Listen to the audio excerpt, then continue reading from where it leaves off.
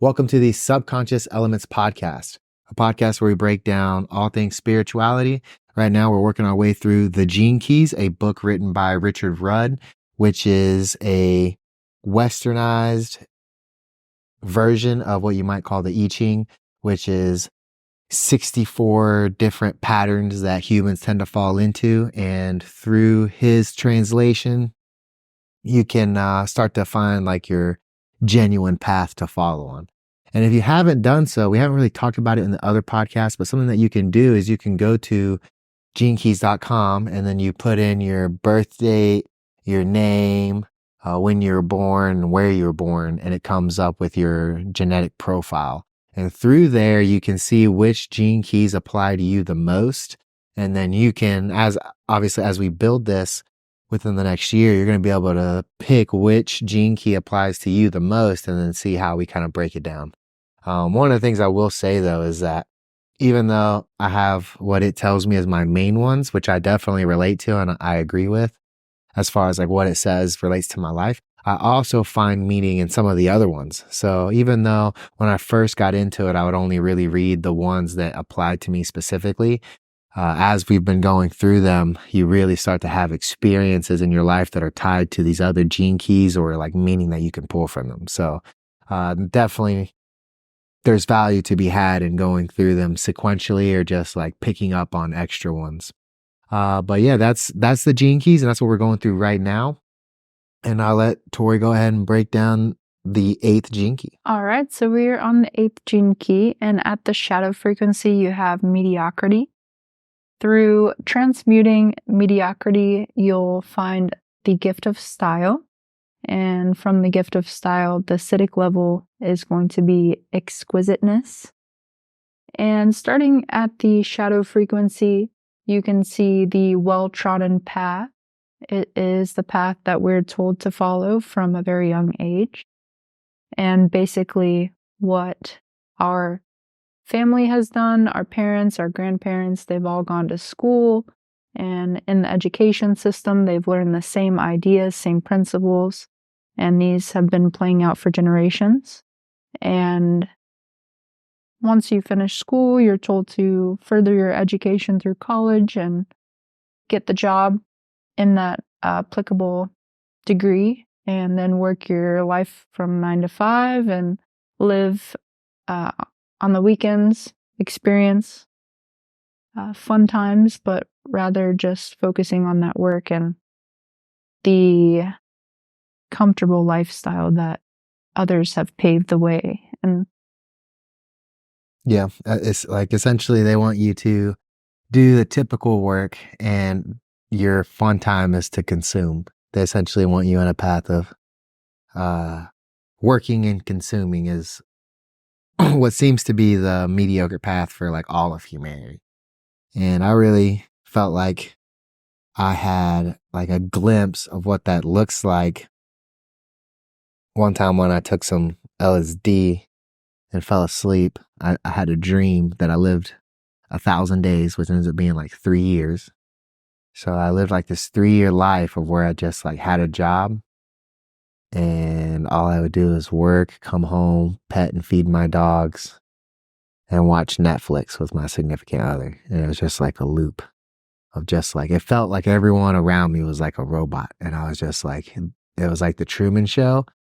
And I was just in this constant loop of, go to work, come home, super tired, eat, watch Netflix, go to sleep, try to go to the gym every now and then, try to, let's enjoy life. Let's go out to eat, let's enjoy life. Let's go watch a movie. And it's just like this cycle of like watching Netflix, working, eating, working, Netflix. And, yeah, it's just like, there's this pull to live that lifestyle because it's easy. It's easy. And comfortable. It's easy and comfortable. And you still get pleasure. There's nothing more satisfying than ordering some pizza, hopping in bed and watching some Netflix. Feels great. Man, I think at the time too, when I was thinking about this stuff a lot, or when I had this experience, like a Fire Stick was like the thing to do. Man, you spend so much time trying to find the right movie to watch on a Fire Stick. But Yeah, just that again, that idea of like the new ray, like everyone's got the Fire Stick. Let's stream movies. Any movie you can want at the touch of a button. And then you're just in bed all day watching freaking Fire Stick. Amazon Fire Stick. Yeah, and they're saying that nothing is necessarily wrong with this path because a lot of people do choose to go that way and live that lifestyle. And it was saying that we even need people in this cycle because it does keep our society going. And we need people that are willing to work these jobs, and we need this to continue for society to happen. So, but it was also saying that the beginning of awakening, you can just see that there are other options and that you can pave your own path, and that by paving your own path, you allow others to express themselves more freely as well. So you're kind of lighting the way. And I was listening to another podcast, and it was talking about basically the comfort zone is where most people live, and they nestle themselves right in the center of it, and they're there.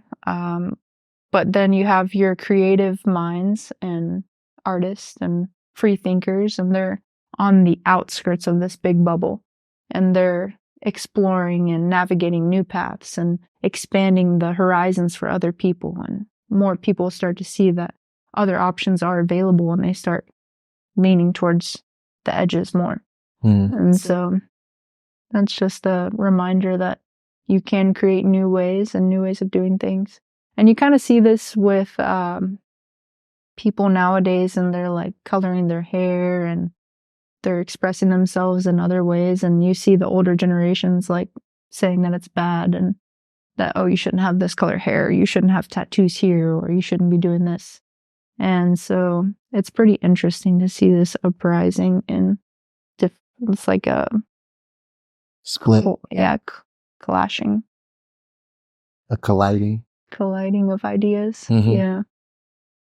Yeah, but I think that you should be able to work any job and have any color hair as long as you're maintaining it and keeping it nice. I mean, I think that the issue comes when people stop maintaining their hair colors and it starts looking like a disaster. But as long as you are professional and you keep your hair looking nice, you don't think it should be any color you want. I don't think that should be an issue at all. But yeah, the same idea with expanding your specializations. And like people go to college and they learn from a professor that has never experienced the profession that they're teaching.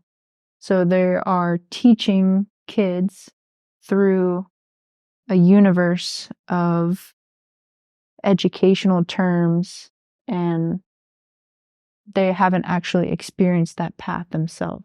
Like they learn from books and then they teach others from the books.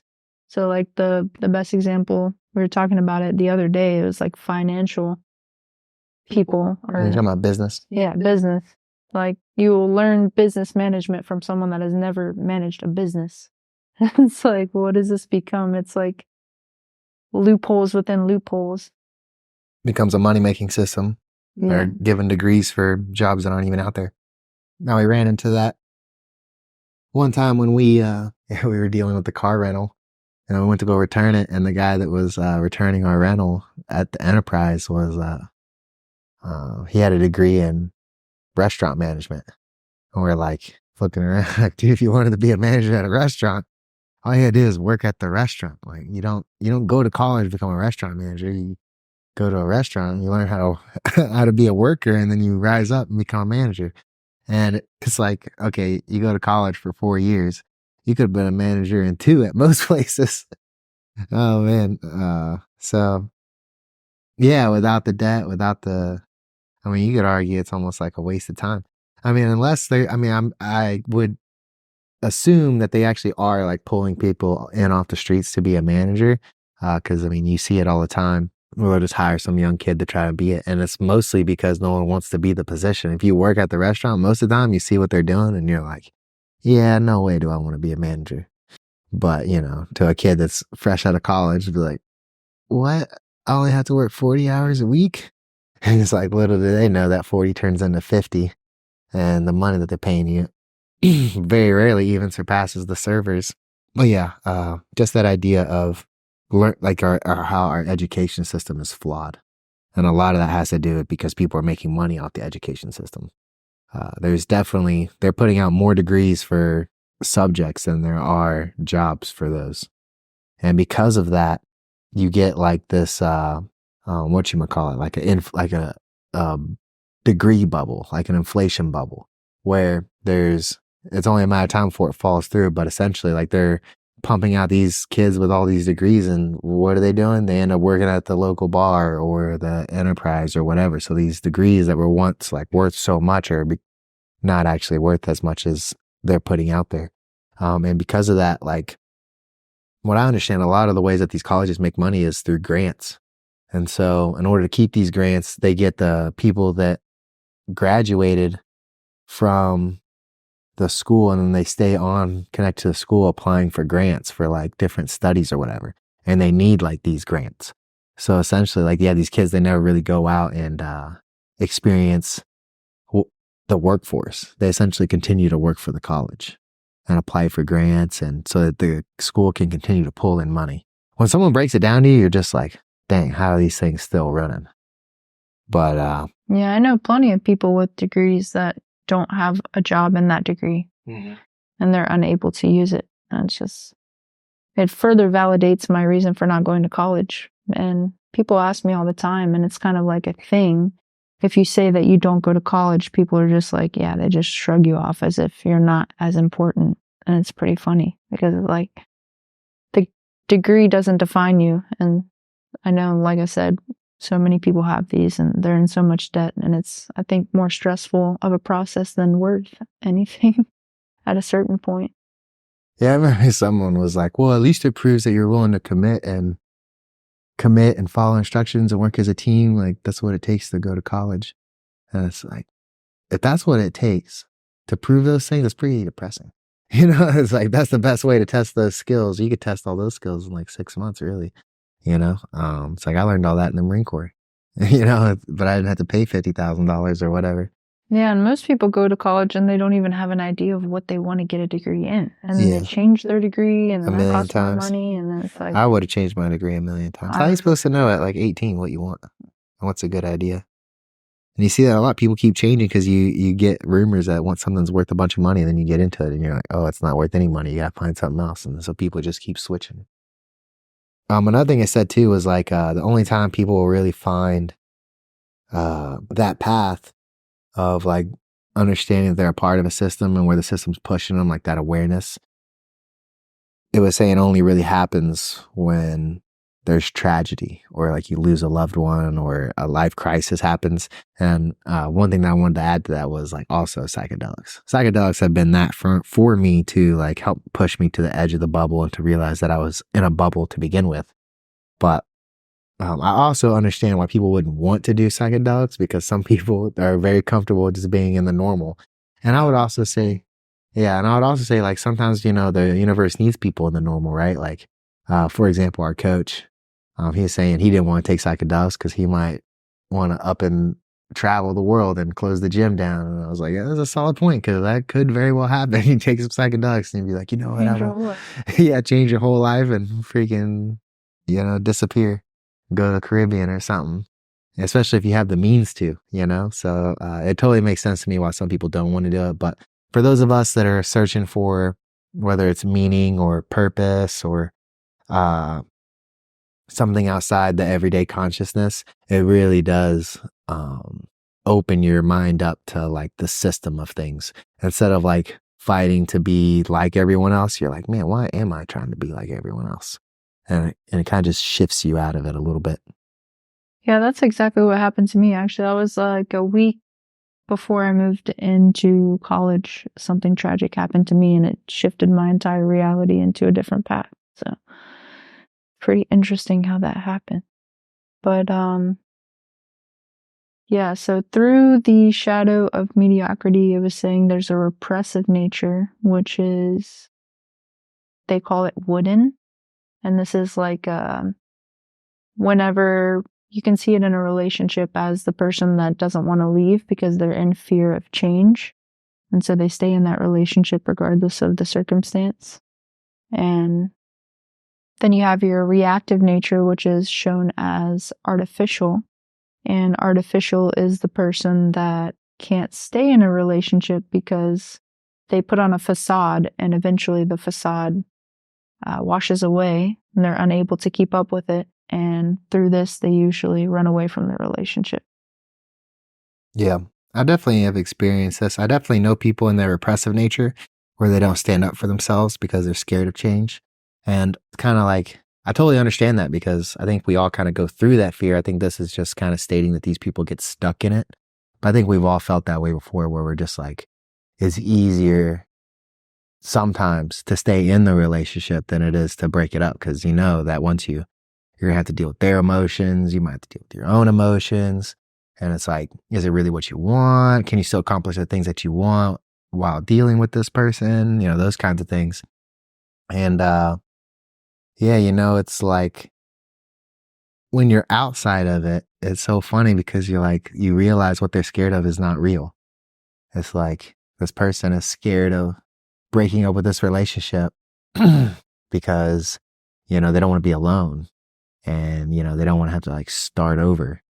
And then, but then when you hear like the circumstances of the relationship itself, you're like, dude, the only option for you is to just move on. And it's like, whatever you're scared of, it's like, if you really think about it, like, I think for most people, you might spend 6 months alone, maybe a year tops. But if you really think about it in the grand scheme of things, to find someone worth being with, waiting 6 months to a year is not very long at all. It's almost nothing. And so I remember like being in the Marine Corps in between relationships, I almost would take pride in going a period without like being in a relationship. Cause it really does like, if you're a guy, you know this, but like breakup, like you level up. If you're doing things right, if you're living life right, you're trying to like level up. You break up with someone or they break up with you, you're like gonna make them regret it by like being the best version of yourself. You're working out, you're lifting, you're trying to be better, you're reading books. And it's like, you should almost welcome that. It's like, dude, you could work on yourself for 6 months and then find something better for yourself. But again, they're scared of that change. And then I would say I've self-experienced, or I tend to experience more of the reactive style, which is like, you know, I feel like in order to stay in a relationship, you have to learn how to kill your ego and just eat stuff. Because not everything's going to plan out the way that you want it to plan out, right? And so no matter whether you think you're right or wrong, there's going to be times where you just have to be like, you know what, it's just not worth it. And you can see how like, it was saying that the reactive nature essentially like turns the fear into rage and they can't find themselves to stay in the relationship because essentially just like self-destruct from whether the facade or I would say like what it means by facade, not just in a facade of a character, but just like where you just get so angry with the circumstances, you know? And a lot of that is again being unable to just like go with the flow. But yeah, I've definitely experienced the reactive nature plenty of times where it's like, you know, you and someone else are just so stubborn that you're both unwilling to like compromise or, yeah, you know, come together. I feel like me and you do pretty well though. I mostly have to keep us level. I'm just kidding. Well, But it seems like we kind of like, yeah, at least we understand each other a little bit. And so we can kind of not be so caught up in each other's ways. yeah. That happens over time because in the beginning we were both like bulls in a china shop. I feel like we both clashed heads a lot. It was like crazy bulls interlocking horns, and we were always like clashing. But with all of that, you learn to understand and move through all these feelings and energies. And I mean, essentially, that's what animals do. Like, you see a lot of animals, they like fight before they decide to become mates, or like there's like a whole show that happens. Mm-hmm, mm-hmm. That's not always something like that you see in a movie, which is the classic easy love that is always portrayed, and no bad moments are acceptable. And I feel like that's a trap that a lot of people fall into, is anything bad that happens, it's just a sign that you can't be together. And it's like, that's definitely not true. These problems appear in the relationship as an opportunity for you to deeper understand the individual or yourself or both. And then if you're both willing to see what it is that's coming up, you can come together and fix it. Yeah. And then through that, you have a deeper relationship, deeper understanding. But both parties have to be willing to address what's happening. Yeah. I definitely agree.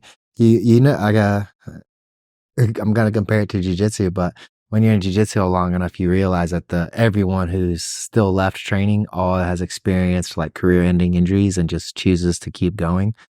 And it's the same thing with like relationships. When you're in a relationship long enough, you realize that everyone's still in a relationship are the people that just chose to keep making it work. So, yeah, no one that's been in a relationship for 10, 20, 30 years is going to tell you that it's easy. Yeah. And that's the thing, though. A lot of people have a misunderstanding. They think, oh, well, I thought you had a perfect relationship. And it's like, yeah, no, that doesn't exist. Yeah, we're a perfect family. I mean, it does exist, but not in the way that you imagine it to be, because it's incorrectly perceived. So yes, it is perfect, but it is also very imperfect. Yeah, I've had someone come over to family night where we play board games and stuff, and we still do it. And yeah, someone's like, your family's so perfect, y'all just get together and play video games.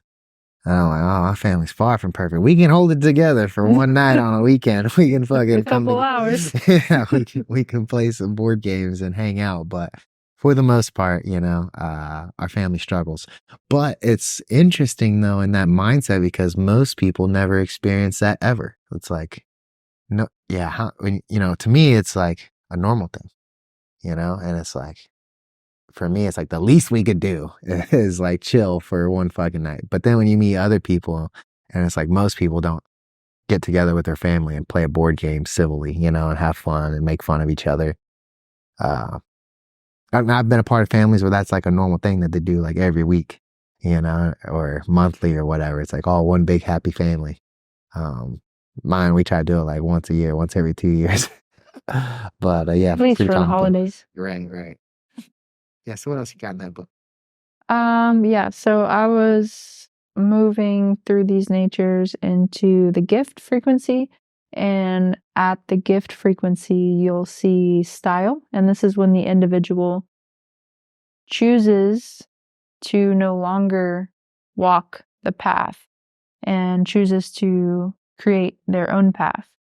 And through this, they express themselves uniquely without comparing themselves to anyone else. And they have no worries about what other people think. And they're able to create their own individual style. And this is what we see lacking in the world at large, is that a lot of people are just imitating each other.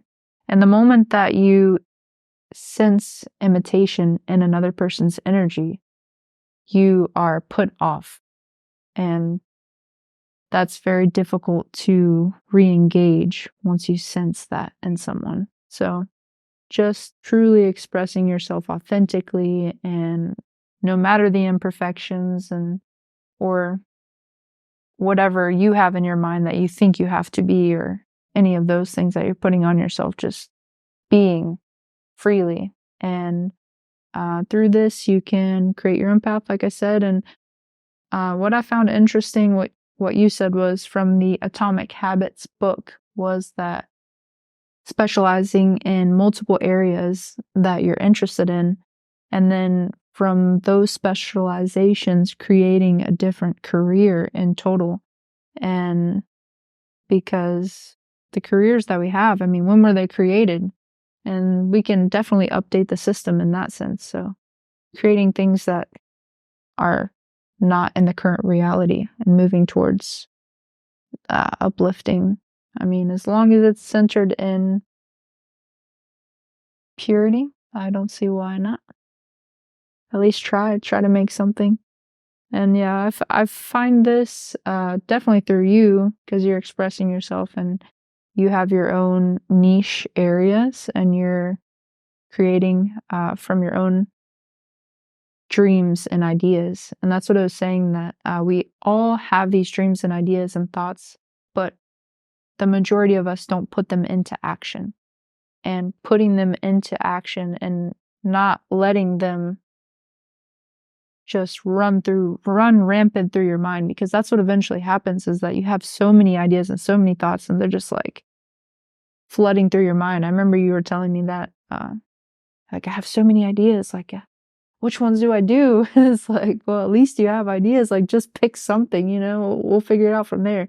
And then it was saying that this can be a very scary process for most people because it is the unknown. And for them to move through this path, they're going to experience a lot of fear. And the only thing that can keep you moving through this fear is your own belief in yourself. Because mostly people around you, they're going to say, no, what are you doing? Like, no, just go to college, go get a job. Like, why are you doing that? Like, you see this all the time with parents and kids, and, oh, you can't be an astronaut. Like, what are you thinking? That's impossible. Like, why would you even consider that? And it's like, no, go to school, be a nurse, go into maybe be a doctor. And you see them like shadowing their kids a lot. So it's like, at this stage of consciousness, you also learn that you have to do a lot of unlearning and revisiting all these things that people have put into your mind and limitations, and like freeing yourself. Yeah.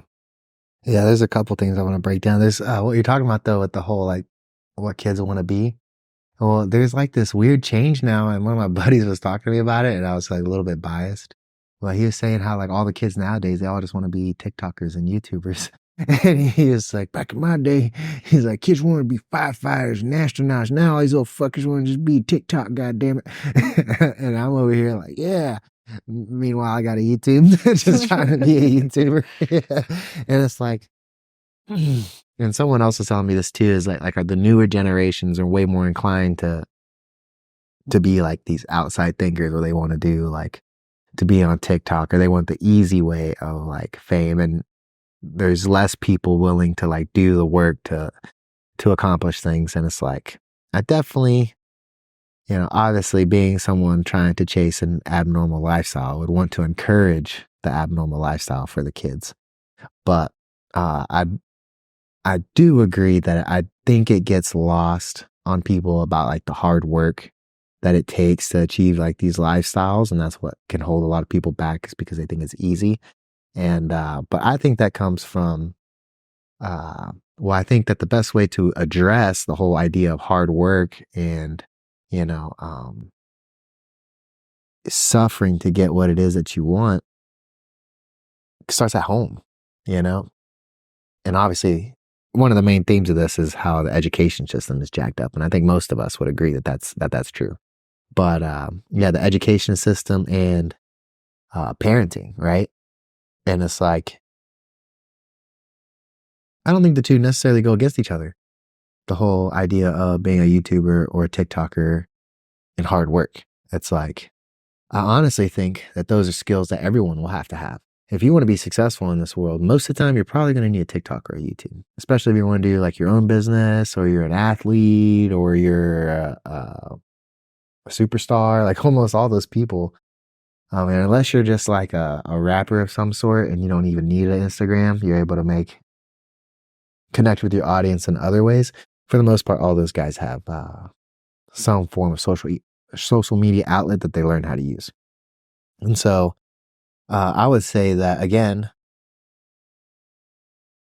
there has to be a want and a drive like instilled in the kids from like the parental level or the educational level. Like I think some people are obviously going to be born with this idea of like perfection and constant like working towards something. But I think that some of us have to learn that. Like someone has to teach you that there's a certain way that humans are, which is your mind is naturally going to seek comfort.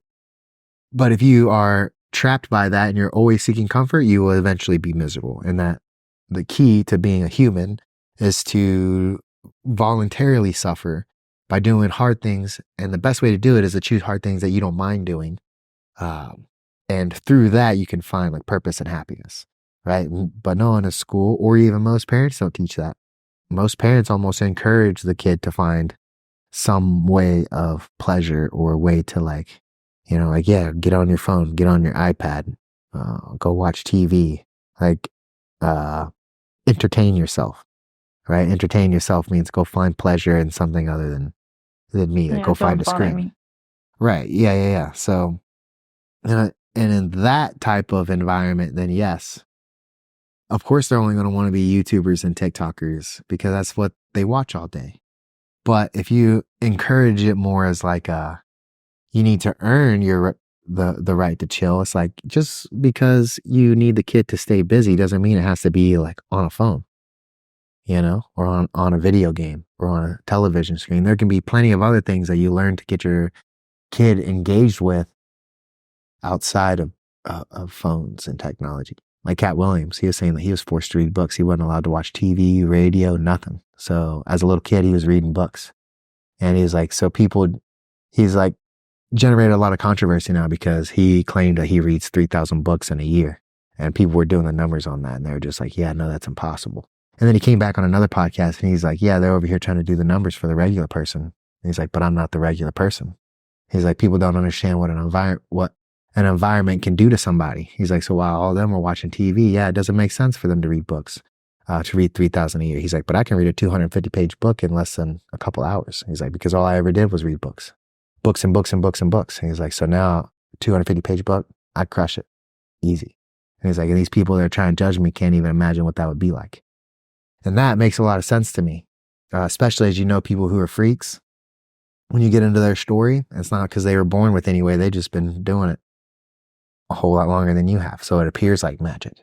Mm-hmm. Yeah, it was interesting. It reminded me when you were saying about seeking an audience once you have a solid foundation, you have your own niches, you're a hardworking person, like you're creating your own path. So now you are seeking an audience. We see this a lot with athletes and comedians and other people. It just reminded me of the Hunger Games and how in the movie The Hunger Games, like that was the way that they were surviving, was basically who got the most views. Mm-hmm. And they were getting food and other items sent to them based on their popularity. And this didn't come natural, I think, to any of the characters, honestly. Maybe one of the characters, but it was something that they had to learn. Well, one of them, it came more naturally to some because they were more handsome and more athletically gifted. So naturally people wanted to watch them because they had a higher chance of winning. But even the ones that were more charismatic didn't really play into it that well. It's not like they were leaning into it. They just naturally were the ones to be watched. Mm-hmm. But I was literally watching an interesting Instagram video. I think I sent it to you, but his name's Muggsy. I think it's like Instagram handle's like Muggsy Ball Junk or something like that. But he's like he calls himself a Kansas City influencer because he always does. He's in Kansas City and like where he trains at has like a big old Kansas City Chiefs logo on it. But he was sitting in a barbershop chair and he was just talking about how like a lot of D1 wrestlers talk shit to him because he's not as accomplished as them and not as good as them, but he's way more famous. And he was just saying like, I'm only more famous because I'm more vocal than you guys are about the journey. And he was like, I wish I was as good as you guys. And he's like, the only reason I didn't go as far as y'all is because I didn't have the book smarts to get into college. But he's like, but I appreciate what y'all do.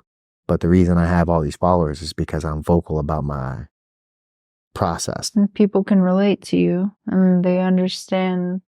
Yeah. Just real quick, it's just like, he's like the classic example. He said he only I don't even think he won at states or something. Like, so he's like not even considered great in the high school level. He just continued to develop it. And now he like offers privates and stuff from what he knows. And he just like shows himself grappling all the time, wrestling. And he has way more followers. I think he has had like 500,000 followers or something crazy like that. And there's like greats, wrestling greats who are like not known at all.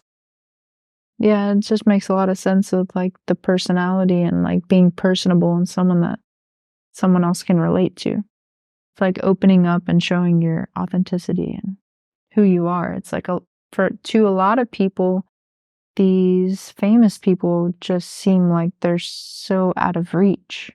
It seems like they're almost not even human at a certain level because they separate themselves from the masses and they don't really become vulnerable or show any side that normal people can relate to. So, yeah. But just like us, they come from a womb, they're born the same way, they grow up the same way, they have most of similar experiences to us. It's just that they don't portray themselves as that. And I think a lot of the media does a really good job at separating us from them because they're always on red carpets and they're wearing insane outfits and makeup and pictured with this person and that person. And it's just like none of us are on a red carpet or doing any of that. And that's all made up anyways. It's like, what even is the red carpet? It's just like a separation factor. And so it's pretty interesting. Yeah. So I wrote down one of the things that I was saying in the book that I thought was really good. And you see a lot of other people express the same thought. I think one of the main ones that's known is like The War of Art by Stephen Pressfield. And he writes one of my favorite books, The Warrior Ethos. But this idea that creativity comes through surrendering to the process and letting it control you more than you control it. So this idea that we aren't necessarily creative, we're actually tapping into a creative energy and letting it control us. And you might be wondering, like, how is that so? And I really feel like that's like a mastery of like fundamentals, right? So like I talked about this a little bit on my other podcast with Abraham, but style is excellence in the fundamentals. So first you must be like a master at like the very basics. And then once you're a master of the basics, can style actually like start to come through, right? And so I think that's what it means by like surrendering to the process of creativity.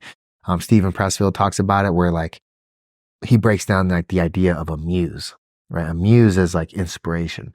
And he goes as far as to say is like it's an actual like energetic being that we can like tap into, the muse, and pull ideas and creativity from it. But the only way to get there, to tap into this, is to one, be pretty much a master of what you're doing. So in his ideas, he explores it through the idea of, or the art of writing. And so one, you have to know how to write. And then two, you have to constantly do the work. So you have to like set yourself time every day, or, you know, however it is that you do it multiple times a week, but you sit down and do the work and you just write. And through the discipline of writing and developing the skill. So even if you're a master at it, you still have to just like put pen to paper and just write. That through that you can develop this ability to like tap into the muse and like portray this creativity.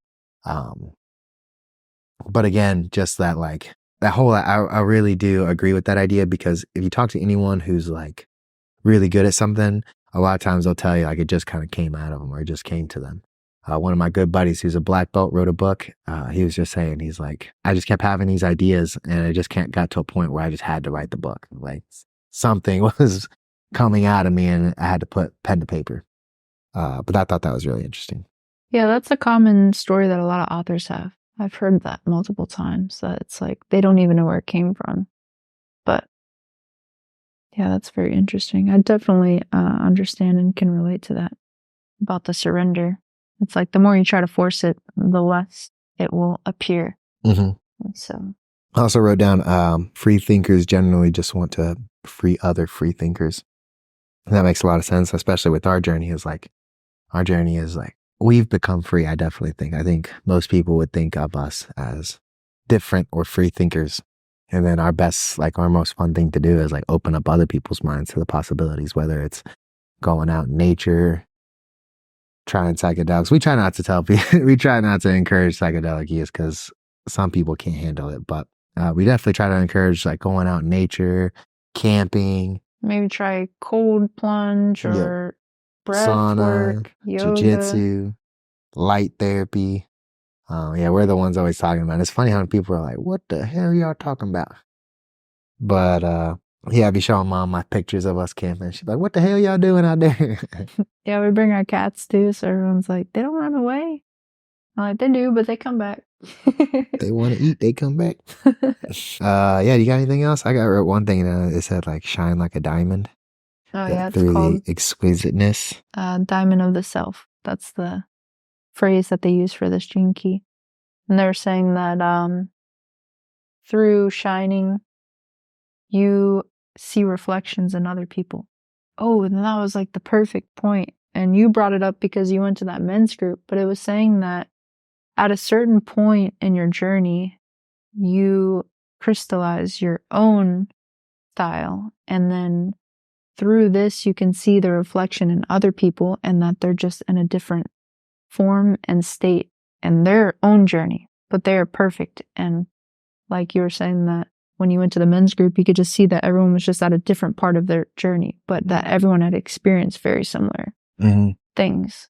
So everyone's just in a different state of crystallization. Yeah, when it said it, I just kept thinking of that Rihanna song. Shine bright like a diamond. Yeah, but yeah, the exquisiteness. So this entire gene key is actually based on the ring of water, which is feminine. And the 8th gene key is paired with the 2nd gene key, which is also feminine. And the ring of water, which is the 8th gene key, forms an eternal love knot with the ring of fire, which is its polarity. And I thought this was very interesting because I very deeply resonate with water and you very deeply resonate with fire. And this reminds me of the movie that we just watched with the fire and water being. You're talking about Is it Element? Elements. Elemental? Yeah, Elemental. Yeah, I was thinking of the name of the song, which is Steal the Show. That's an amazing song. But yeah, the movie Elemental, it's basically about different elements in different areas. And if you're a fire being, you stay with the fire being. And if you're a water being, you stay with the water being. But this water being meets a fire being and they create this bond. And they, at the end of the movie, they get together and it's like a magical experience. And it's something that no one's ever experienced before because they've never been brave enough to even think of dating outside of their element. And yeah, you just see this polarities attracting each other. And it's saying that that is what we are lacking in the world. Man, you bringing up that movie, we definitely recommend it. Elemental. We're kind of dorks for animated movies. But if you think about it right now, I really feel like wasn't the fire being, which is kind of funny, the water being was a dude and he was kind of a wimp, and then the fire being was a girl, and the fire beings are on the outside of the city because they cause like a lot of damage. They're always like melting things, and when they sneeze, right, it like causes trouble, and I guess they can accidentally like kill each other or something like that. So that's why they're like very scared of the fire beings, the water beings. And what's the other beings? Well, air beings. There's air beings. Isn't there earth beings? Probably, but they're not main in the movie. Like, I think that they are there, but they're not part of the show. Because I saw there were air beings. Big. Yeah. I can't remember the other ones. There's definitely got to be plant beings too, because there's a plant in that movie that. Well, so she is like the fire chick. She's being pressured by her dad to run the shop, and she's being pushed by the guy and his family to create glass, and she doesn't even know, but she has like a talent of making glass, and so where she can like heat up yeah, I guess like glass, right? She can heat it up and reshape it. Yeah. She was melting something else. I can't remember what it was. Maybe it was sand or something. She does it to a lot of different like items, but she basically can like turn it into whatever. So she like. And so they're like pushing her to do that, which is like completely different because she had moved to the big city and like shape glass for like the people that like make the buildings and stuff. And she is like scared of the change and just wanted to please her father. I don't know. It feels like it kind of ties into this. Yeah, because her father just wanted her to stay at home in the same town, run the same shop. He's like telling her entire life, hey, I'm going to give this shop to you, but first you have to be ready. And like he's talking about her controlling her anger because she's very explosive nature. So she's like very incapable of communicating and keeping her cool when talking to guests that come into the shop. So she'll usually just, she doesn't follow the saying that the guest is always right.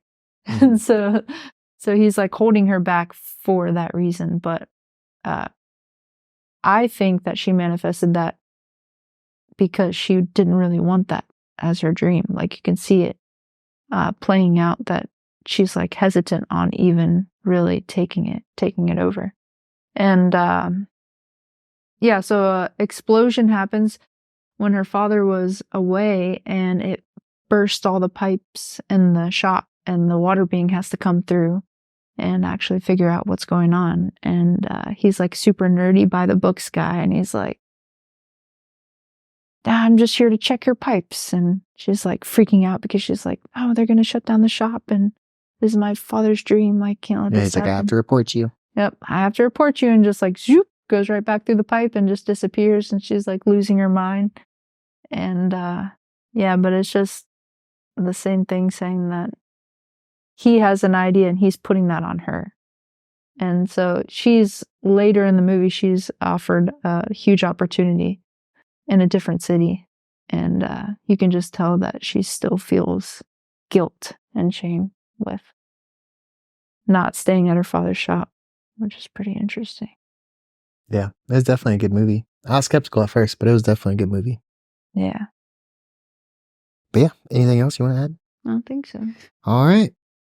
Well, that was our 7th gene key. I felt like I wanted, oh yeah. And I guess we could address the elephant in the room, but we added some pieces to our studio. We got the golden curtain over there. Got a water dragon over here. Awesome tiger here. Samurai tiger. Yeah, we got a new Shiva statue. We tried to get a Shiva painting, but the one that I wanted sold out. So I got a statue, and then I got Anubis. And then we got the elementals here. And we got the elementals, got some new lights. But we're leveling up our podcast, and we appreciate you guys tuning in with us. Thank you.